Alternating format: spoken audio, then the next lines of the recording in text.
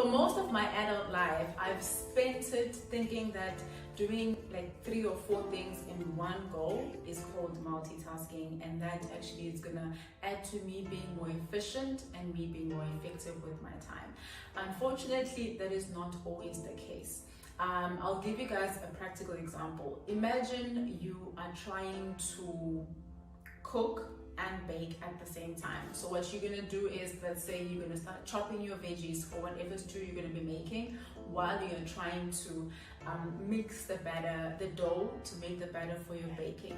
You can maybe do it if you've got automated machines, especially for the baking, where you could just pour everything in there and then the machine to do the work.